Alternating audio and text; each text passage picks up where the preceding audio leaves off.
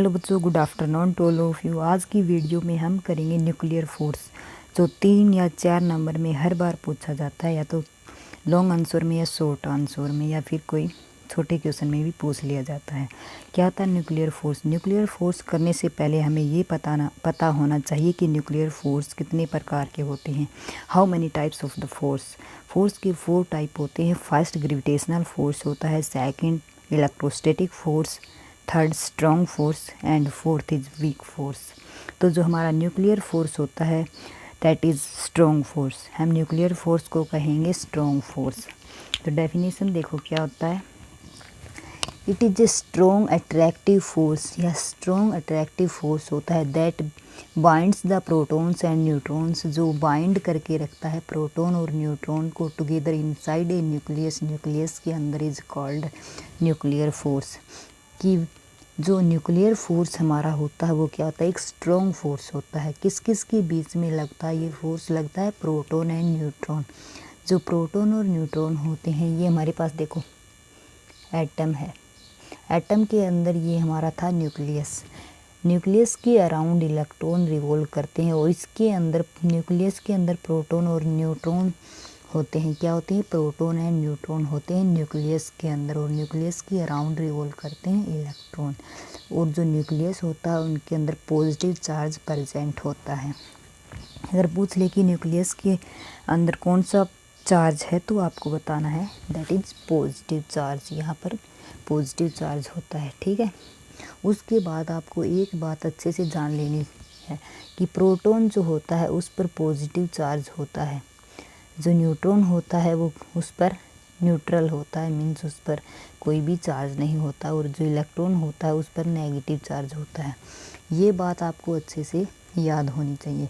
इसके बाद अगर हम करेंगे तो देखो प्रोटॉन, इस न्यूक्लियस के न्यूक्लियर जो फोर्स है, इस न्यूक्लियस के अंदर ऐसा कौन सा फोर्स लगा है जो, अगर आपको ये बात पता है, अगर हमारे पास प्रोटॉन हो तो प्रोटॉन में कौन सा प्लस प्लस चार्ज एक दूसरे को क्या करते हैं? रिपेल करते हैं, यानी कि एक दूसरे को दूर भगाते हैं। अगर हम किसी भी पॉजिटिव बॉडी को इस तरह से अटैच कर वो कनेक्ट करते हैं, यानी कि पास लाते हैं, तो एक दूसरे को क्या करते हैं? रिपेल करते हैं। उसी प्रकार अगर न्यूट्रॉन का फोर्स लगता है तो तब भी क्या हुआ, जिस पर कोई चार्ज ना हो वो जीरो, और अगर एक प्रोटॉन हो और एक न्यूट्रॉन हो तब भी हमारे पास क्या होगा? वो क्या करते हैं? रिपेल ही करेंगे, मीन्स हर सिचुएशन में ये रिपेल करते हैं। तो फिर इसमें ऐसा कौन सा फोर्स है जो एक दूसरे को टाइटली बाउंड करके रखा हुआ है? ऐसा कौन सा फोर्स लगा है जो रिपेल करने के बावजूद भी ये क्या कर रहे हैं? इसको बाइंड करके रखा हुआ है, बांध के रखा हुआ है। ऐसा कौन सा फोर्स है? तो कौन सा फोर्स है? इसके अगर आपसे पूछा जाए क्वेश्चन की जो है तो आपको बताना है न्यूक्लियर फोर्स लगा होता है, जिसके कारण वो टाइटली बाउंड होते हैं, और जो न्यूक्लियर फोर्स होता है that is strong force. Definition अच्छे से समझ में आई होगी। इसके बाद इसकी आती हैं प्रॉपर्टीज। डेफिनेशन के बाद हम करेंगे इसकी प्रॉपर्टी। प्रॉपर्टी क्या होती है कि इसके क्या क्या गुण हैं? तो देखो, जो हमारी फर्स्ट प्रॉपर्टी है वो है कि nuclear force are independent on electric charge. कि जो न्यूक्लियर फोर्स होता है वो इंडिपेंडेंट होता है इलेक्ट्रिक चार्ज पर। जैसे मैंने अभी आपको बताया कि इस पर पॉजिटिव चार्ज लग रहा है, पॉजिटिव या तो 1 इलेक्ट्रॉन 1 प्रोटॉन या फिर 1 न्यूट्रॉन का चार्ज, या न्यूट्रॉन का, या फिर प्रोटॉन का। लेकिन पॉजिटिव चार्ज हमेशा रिपेल करते हैं, लेकिन उसके बाद भी ये टाइटली बाउंड है।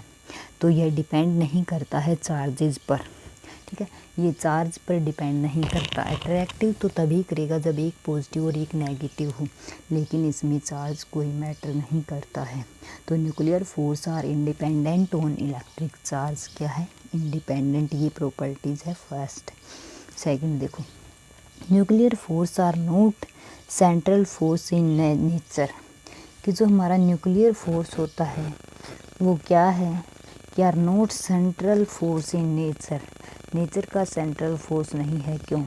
क्योंकि for the pairing of two nucleons, यानी कि जब भी न्यूक्लियॉन्स के अंदर टू पेयरिंग होते मीन्स पेयर बने होते हैं, they do not depend upon the distance, और यह डिस्टेंस पर डिपेंड नहीं करता है, but they depend on the directions. Means कहने का मतलब ये है कि मान लो कि कोई भी डिस्टेंस है, मीन्स किसी भी प्रोटॉन न्यूट्रॉन की डिस्टेंस है, मान लो ये प्रोटॉन ये न्यूट्रॉन, इनके बीच की डिस्टेंस को यह मैटर नहीं करता है। यह मैटर करता है कि इनकी जो डायरेक्शन है वो क्या है, इस पर डिपेंड करता है। ठीक है, जो न्यूक्लियर फोर्स होता है वो जो भी हमारे प्रोटॉन न्यूट्रॉन होते हैं उनके बीच की डिस्टेंस को मैटर नहीं करता है, यह मैटर करता है, यह डिपेंड करता है इसकी डायरेक्शन क्या है। ठीक है, थर्ड। इसके बाद हमारी थर्ड जो प्रॉपर्टी है वो है कि nuclear force are dependent on spin, कि जो न्यूक्लियर फोर्स होता है वो डिपेंड होता है स्पिन और एंगुलर मोमेंटम ऑफ न्यूक्लियॉन्स।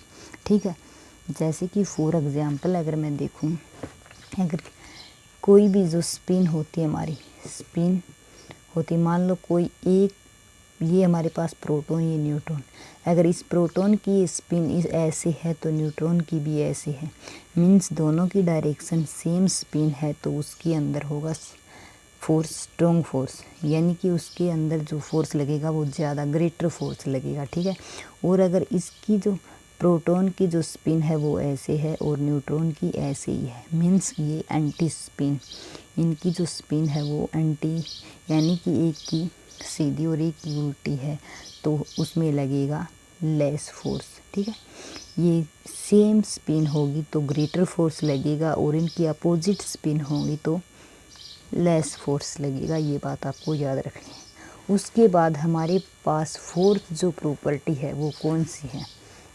हमारे पास फोर्थ जो प्रॉपर्टी है वो है कि हमें एक ग्राफ बनाना है। ग्राफ बनाना है, देखो ये हमारी है पोटेंशियल एनर्जी, पीई क्या आती है, पोटेंशियल एनर्जी किसके बीच में निकालना है, पोटेंशियल एनर्जी है बिटवीन डिस्टेंस बिटवीन न्यूक्लियंस, और जो न्यूक्लियंस के बीच की डिस्टेंस है उसके बीच में हमें ग्राफ ड्रॉ करना है। तो ये हमारे पास 0 पॉइंट है, 0, ये है 0.8234 ले रखा है। ठीक है, अगर हम यहाँ से बनाना चाहें, ये हमारी जो पोटेंशियल एनर्जी है ये ऐसी होती ऐसी है। ठीक है, ये ग्राफ है हमारा। इसका कहने का मतलब ये है कि जो पोटेंशियल एनर्जी होती है, आपको ये समझनी है, मैं शॉर्ट फॉर्म लिख रही हूँ, पोटेंशियल एनर्जी जो होती है वो इन्वर्सली प्रोपोर्शनल होती है 1 स्टेबिलिटी के, यानी कि जो पोटेंशियल एनर्जी होती है वो इन्वर्सली प्रोपोर्शनल होती है स्टेबिलिटी की। ठीक है, हम इन्वर्सली प्रोपोर्शनल स्टेबिलिटी ऐसे लिख सकते हैं कि potential energy is inversely proportional to the stability. ठीक है, अगर हमारी जो पोटेंशियल एनर्जी है वो इंक्रीज होगी, अगर हमारी पोटेंशियल एनर्जी इंक्रीज होगी तो जो स्टेबिलिटी है हमारी वो डिक्रीज होगी। ठीक है, अगर हम पोटेंशियल एनर्जी को इस वाली को अगर हम हाई करेंगे तो ये वाली डिक्रीज होगी। ठीक है, और अगर पोटेंशियल एनर्जी को हम डिक्रीज करते हैं तो स्टेबिलिटी इंक्रीज होगी, मीन्स इनका अपोजिट काम रहेगा, अगर ये बढ़ेगी तो ये घटेगी और ये घटेगी तो ये बढ़ेगी। ठीक है, ये इन्वर्सली प्रोपोर्शनल होती है स्टेबिलिटी की।